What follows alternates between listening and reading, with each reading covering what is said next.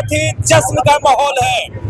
एक तरफ तो लोग यहाँ पे सड़क पे निकलकर डीजे के साथ डांस कर रहे हैं और उसके बाद एक दूसरे को मिठाइयाँ खिला रहे हैं, लेकिन दूसरी तरफ अखिलेश यादव समाजवादी पार्टी ये कह रही है कि ये जो लोग हैं यहाँ जो जीत में नाच रहे हैं उनके साथ छलावा हुआ है, यहाँ की जनता जो है उन्हें ठगा गया है। अखिलेश यादव ये हार मानने के लिए तैयार नहीं है। कई लोग जो समाजवादी पार्टी के समर्थक हैं उनका कहना है कि ये चुनाव फिर से होना चाहिए क्योंकि ये झूठी जीत है। आइए हम जनता से जानते हैं कि ये लोग क्या चाहते हैं, क्या कहना चाहेंगे। सर, इतनी बड़ी जीत हुई है, आप लोग सड़क पे उतर आए हैं, लेकिन अखिलेश यादव का कहना है कि ये जीत नहीं है, झूठी जीत है। अयोध्या में सच्चाई की जीत हुई थी, उसी प्रकार से दोबारा इलेक्शन होना चाहिए। ये जीत सच्चाई की है। आप देखिए जहाँ खड़े हैं कुमारगंज में 6 लेन बनी हुई है। विकास ही जिधर देखो उधर विकास ही विकास दिख रहा है। यहाँ इस समय विकास की जीत हुई है। और जो सपा वाले कहते हैं कि झूठी है, वो अनर्गल प्रलाप करने की उनकी आदत है। जब वो हारते हैं तो अनर्गल प्रलाप करते हैं, जब भी उनकी हार होती है तो सिर्फ ठेंगरा फोड़ते हैं और आवाज ही अपने ऊंचे करते हैं और उनके पास कोई काम नहीं रहे। कोई काम नहीं रहने की बात आप लोग कर रहे हैं, लेकिन यहाँ मिल्कीपुर में जिस तरीके से जीत हुई है, कहा गया है कि इतना बड़ा यहाँ पे घोटाला कर दिया गया है। लोग लिख रहे हैं समाजवादी पार्टी के समर्थक कि गुंडों ने मिल्कीपुर लूट लिया। अरे उनको कहने दीजिए, गुंडों नहीं, वो जब उनकी सरकार थी तो वो गुंडाई करते थे, वो बूथ लूटते थे। हमारे लोगों की ईमानदारी से वोट पड़ा है, हम कोई बूथ नहीं लूटे हैं। उनकी सरकार में बूथ लूटा जाता था, गुंडाई होती थी, बैलेट पेपर बरोरी डाला जाता था, कोई गुंडाई नहीं हुई, ईमानदारी से वोट पड़ा है। अच्छा, एक बात बताइए कि कहीं ना कहीं भगवान राम, क्या नाम हुआ आपका? दुर्गा प्रसाद मिश्रा। क्या कहना चाहेंगे? भाजपा ने कोई गुंडे नहीं किया, फेयर वोट पड़ा है। उनके गुंडों ने हमारे भाजपा कार्यकर्ताओं को, बबन तिवारी को मारा पीटा है।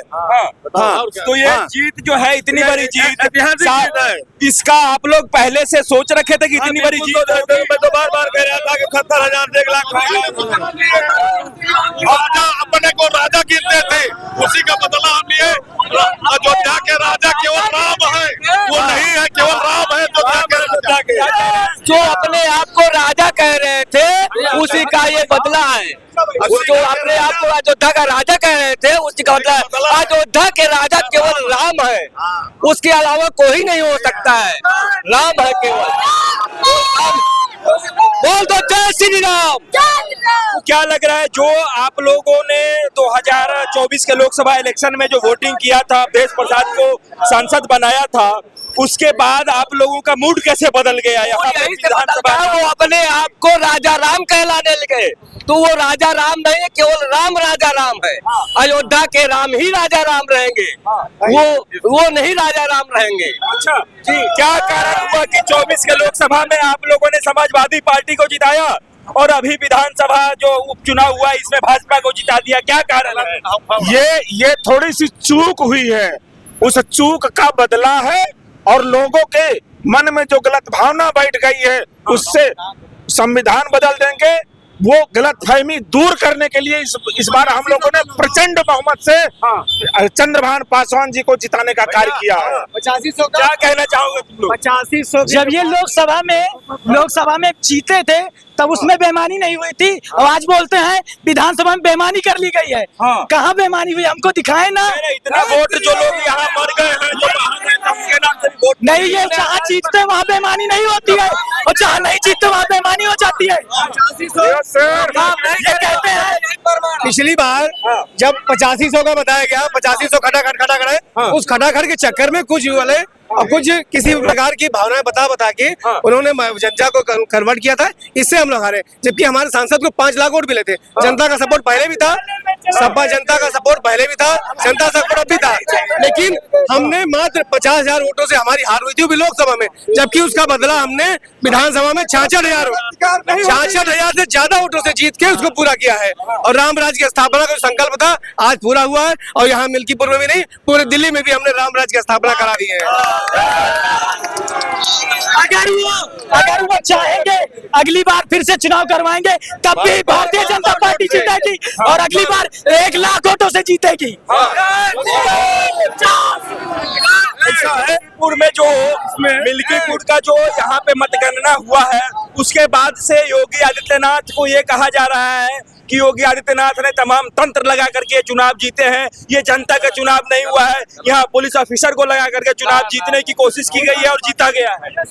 ऐसा है, राजनीति में एक दूसरे पर कटाक्ष करते हैं। हाँ। ये अन्य पार्टी वाले भी कर रहे हैं। हाँ। सच्चाई है कि चुनाव से पहले ही हम लोगों को ये जो दशा दिख रही थी कि 50,000 से प्लस रहेंगे। हाँ। तो 50,000 से प्लस है, 60,000 से प्लस हो गए। नहीं, 60,000 से प्लस हो गए वो अलग बात है। हाँ। लेकिन पहले से चुनाव गिनती से पहले ही सब ने, हम लोगों ने अंदाजा लगाया था कि जिस तरह से ये माहौल चल रहा है ये 50,000 से ऊपर प्लस होगा। रही बात वोटर, जिस दिन वोटिंग हुई उस दिन गलती की क्या बात, हम लोगों को 10 दिन के पहले से ये एक माहौल की दृष्टि से लग रहा था कि 50,000 से ऊपर जनता के जो रुझान, और रुझान के पीछे कारण ये जो इन लोगों ने गलत वादे किए थे उसमें कुछ लोग भटक गए थे। हम लोगों को तो हमेशा वैसा रहा, आज भी वैसे है। इसलिए जो 50,000 से प्लस की बात थी तो प्लस ही हुआ है, इसमें कोई अतिशयोक्त नहीं है। और अन्य पार्टियां कुछ, फैजाबाद में जब से समाजवादी पार्टी की जीत हुई थी तब ये कहा जा रहा था कि असली राम भक्त की जीत हुई है, अब क्या कहेंगे आप लोग? राम भक्त एक्सीडेंटल थे, एक्सीडेंटल एमपी बने थे, एक्सीडेंटल एमपी थे, वो 8500 की लालच थी या संविधान पे एक बात कही गई हमारे सांसद है, उसको उन्होंने पतंगा बनाया, झूठ का पतंगा बनाया था। सिर्फ गुमराह हुई जनता और कुछ किसी कारण से हुई थी। और इस बार जनता ने चाहा था कि हम एक बार जीते हो, फिर वो सैफली खान से इज्जत, हमारे बहू बेटियों को इज्जत लुटवाने चाहे, अब उनको भी नहीं लाएंगे। बोले श्री रामचंद्र की। मतलब अगर उनमें दम हो तो सांसदी का वोट फिर से डलवा सकते हैं। अभी सांसदी का वोट अगर डलवाए 1 लाख वोट से जीतेंगे। समाजवादी पार्टी के समर्थक और नेता कि इसका बदला 2027 में लिया जाएगा, योगी आदित्यनाथ को हटाया जाएगा।